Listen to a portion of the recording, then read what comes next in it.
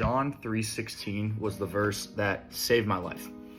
I was 15, it's about 6 years ago, and I went to a Bible study for the first time, and it was there that they were going through John 3, just happened to be that day. And that was truly the first time I ever understood what a real relationship with Jesus looked like, not just religion. In this verse, I guarantee you've heard it's the most well-known verse in the entire Bible. And that is why it pains me so much to hear how frequently and how often this verse is misinterpreted and misapplied. You see, the problem lies in our definition of the word believes. Oftentimes when this verse is quoted, believes is just used to define mentally acknowledging that a guy named Jesus Christ 2,000 years ago died and was crucified and resurrected and walked this earth. But this doesn't give the word believes its full definition. Because in James 2:19 it reads this: "You believe that there is one God.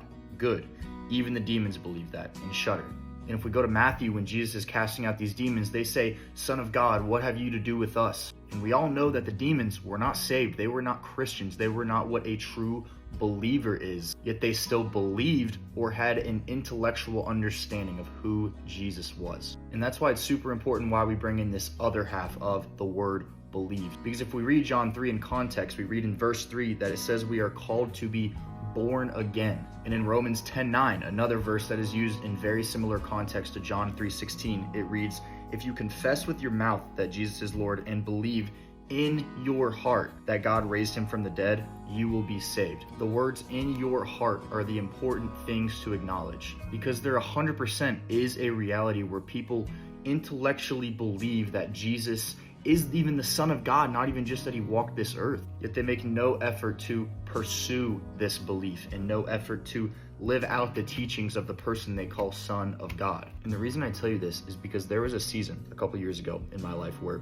I majorly backslid in my faith because of my misunderstanding of this verse. I knew it was wrong, but for a season, I took the idea that believes in John 3:16 just means to acknowledge Jesus died and resurrected with my tongue and with my head, and it really didn't matter how I lived.